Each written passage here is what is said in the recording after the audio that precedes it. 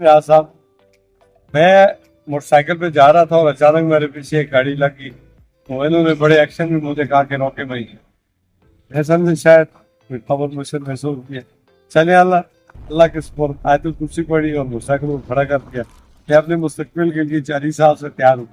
ये बड़ी एक्शन पे नीचे होता है। उसने मास्क पहना हुआ था। तो उन्होंने कहा कि आपने मुझे पहचाना? मैंने कहा नहीं पहचाना।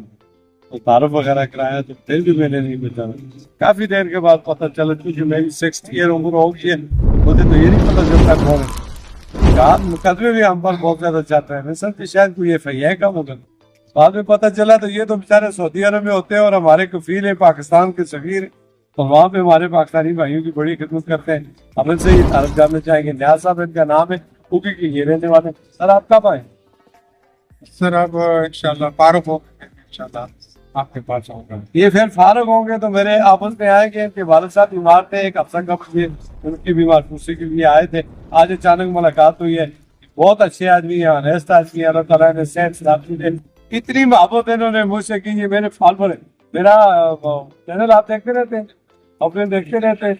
उसमें जो आपने प्रेस डाला कि जी आपने वो फला खबर लगाई, वो गपशप लगाई, मैं तो ऐसी न्यूज खबरें नहीं लगाता। कोशिश तो होती है मेरी अच्छी खबरें। आप क्या कहते हो? नहीं, आपकी खबर बड़ी अच्छी होती है अल्हम्दुलिल्लाह। बड़े तरीके से बड़े इत्मीनान से आप खबर देते हैं, हमें बड़ी खुशी होती है। आप में देखते हैं अल्हम्दुलिल्लाह आपकी खबर आ गई। हम बहुत पाकिस्तानी होते हैं सब आपके बड़े तरीके कितने अरसे से आप देखते हैं?